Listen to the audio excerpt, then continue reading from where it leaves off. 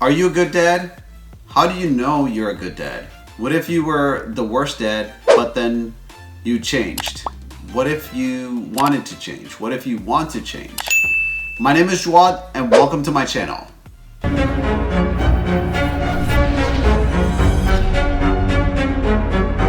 How many of you have a dad? Comment in the comment down below. How many of you have a dad? I have a dad and I know a lot of dads. I want to be a dad, but I'm not one yet. Growing up, I wanted my dad to do more with me. I wanted my dad to understand me better. Yet I didn't realize I was an empath and I was different from a lot of people. I was different in the way I felt, the way I am, and the way I believe. My definition of being a dad was kind of screwed up. I didn't understand a lot, and therefore my understanding of what a dad truly is wasn't what a true dad is. What is your definition of being a true dad? Make a comment down below and let me know in the comments. And don't forget to click to subscribe and ring the bell to get notified on updates. Before, when I was younger, I didn't know what a dad was. I thought I knew. I thought it was somebody who was there for you all the time. And my dad was there, but he wasn't there all the time. He was busy most of the times. He was always busy working. And I always had this attachment towards my dad. But yet I always wanted him to understand me better. I always wanted him to spend more time with me. I always wanted to do things differently. I wasn't the big brave kid that everybody else or a lot of people are. I was actually the scared kid. Me being a kid, I always thought, hey, if I'm a good son, that I can make my dad proud. I can make my family proud.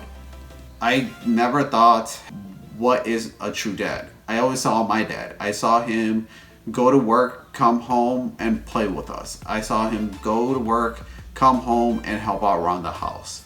I saw him go to work, come home, and help when something needs to be fixed. We would all work together to fix things. We would repair the house. We would fix up small problems here and there. We would do the little things that matter. But at the same time, we spent time together. We would go out to restaurants. We would go out to parks. We would go have fun.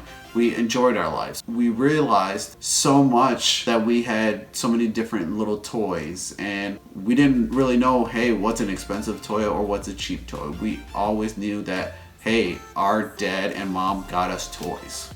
Our parents were there for us. But there was other times where I realized that my dad's not there for me. I realized, like when I got awards or presented something in school, my dad wasn't there for me because he couldn't be there for me. Sometimes I would understand, sometimes I would want him to be there for me. Other times it was, I just got used to it, and I realized that he worked a lot. I realized that my dad just had to work in order for us to live the way we had to live. And I thought that was a good dad. I thought that is my dad. And as I got older, I saw other dads. I met other people's dads. I saw how they were with their kids. I saw how some dads weren't there for their kids. I saw some dads being there for their kids as much as my dad. I saw how some dads were there but not there. Being there enough that they didn't have to be there all the time. That they allowed their kids to make their own decision. I learned to see and appreciate so many different types of dads. I learned to understand what being a dad is. It's not always the dad that's the good guy. It's not always the dad that's the bad guy. It's not always the dad that's there for you. It's a variety of dads. And I learned from my dad. I learned from my dad how to be a dad. Even though I'm not a dad, I learned from him how to be responsible, how to take care of the house, how to be there for your kids, at the same time be there for your family, and at the same time do what's necessary. I watched my dad work as a taxi cab driver. Whenever he would go to the airport and he would have to spend hours just sitting there in line to make sure that he got his next route, to make sure that he got enough money to put food on our table. I learned that from watching my dad. And at times I would go with him to wait those hours. And then he would have somebody save his spot to go home, to drop me off, and then come back just to get a ride. And sometimes that ride could go to Chicago, so it could be an all night or all day ride. After waiting 2 to 3 hours at the airport, then going out to get another ride to be able to pay for the bills. There's some times where it was so busy at the airport, it would be throughout the entire day. It'd be like 2-3 days, and then I would finally see him. He would come home, take a shower, shave, get an hour of sleep if possible, and then leave. There'd be other times where he would come home, eat, shower, clean up, and then leave. And there was times where he would just come home, shower, shave, get ready, and just say hello to everybody, give everybody hugs, spend little times with us just to see how we're doing, just to see what's going on in our lives. And I always wanted more time with my dad. I always wanted to be able to do more things with my dad. I never realized what it's like to be him. And after watching so many other dads do different things, doing it the same way, some dads not being there, some dads being there as much as they can, I've realized being a dad is a tough job. Being a dad is not easy, because I have nieces and nephews, and for me, when I was there for them as they were little kids, I realized what a tough challenge my dad went through, what a tough challenge that he still goes through. Even though we're older, we have our own lives, we're more independent, we do things on our own. I understand what he went through. I understand how much love he has for us. I understand how much he's willing to do for us. I understand all of this, and sometimes I understand more because I watch him now, where he's not able to do as much of the things that he was able to do. I understand and love and appreciate him so much more because of all the things that he's done for us. I understand it because I would do that same with my nieces and nephews and eventually my own kids. I understand that because they are a part of me and I'm a part of them. And I understand how my dad feels. I understand what's a true definition of being a dad. Sometimes when you're not there, you're always there. You're there in the heart. You're there because you still care about them. You still think about them. You still wish they would call you or talk to you more. Yet you have to try to make the effort. Yet you have to also make the effort, which means I have to make the effort to be more in their lives. And the hardest part is talking to somebody when you're not there. The hardest part is trying to get to know them or try to talk about a sport or something that happened in their life or something that happened during the day, something that you can relate to or be like, oh, remember this happened? Oh, or just talk about little things that happen. And it makes such a huge difference when you're standing next to them or when you're by them, when you're able to just share the little moments without using words, with action, without having to put into words what you feel. Most of the times, showing what you feel is way stronger than not. So be strong, be appreciative, and be thankful.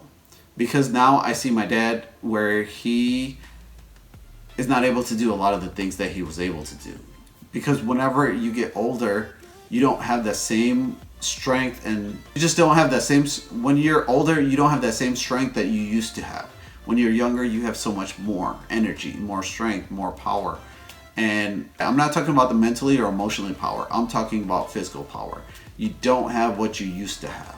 And not having that, it's harder. For some people it's harder, some people it's not. As long as you try to do your best to take care of yourself. If you do that, you'll be thankful later on. Remember that always. The reason I wanted to create this video is for all the dads out there, for all the dads that work hard, that don't work hard, that try to do their best. Some dads that don't know what to do, other dads that know what to do. This is for all the dads. Whether you're a biological dad or a non-biological dad, it doesn't matter as long as you're trying to do your best, as long as you're trying to show them how to be the best version of themselves, as long as you're trying to show what you're capable of. This is to say thank you, and I appreciate all of you, because all of you have taught me a lesson. All of you have shown me it's okay to take time out for yourself if you're a dad. It's okay to take time for your kids. It's okay to take time for your wife if you're married, or husband, or your significant other. It's okay to not be, I don't want to use the word perfect, because my definition of perfect is not the same as everybody else's, meaning that it's flawless. It doesn't, that everything always works out the way that is scripted. Because for me, definition of perfect is things working out in the best way for me possible. Not the necessarily the best way that I think is perfect, but the perfect way is for things to work out the way they're meant to be. In a way that sometimes I don't see it, other times where I see it and I just keep doing what I'm intending to do, and something better comes along, or a different path comes along, or a different way of doing things comes along, or changing some of the routines that I have in mind. That's my idea of perfect. My idea of perfect is somebody just being themselves and learning to enjoy life and doing things and the little bit here and there. That's my idea of perfect. That's why I've realized my definition of perfect is way better than what other people think is perfect. My idea of perfect is somebody trying to do their best, somebody that works hard or doesn't work hard, somebody who just redefines what perfect is. And it's not the way that it used to be. It's not the way that everybody believes it to be, but the way that you see it to be. Perfect is seeing chaos, craziness, and things that don't work the way you want it to. But in the end, something better comes out of it. And that's my idea of perfect. That's why I know the things that my dad did, the things that other dads do, the things that happen are perfect because they make you stronger, they make you better, they make you think, they make you into a better version of yourself. Sometimes it's the better version for yourself, sometimes it's the better version for others, sometimes it's the better version that gives the best results. Don't forget to click to subscribe, don't forget to ring that bell to get notified on updates. My name is Jawad, and thanks for watching.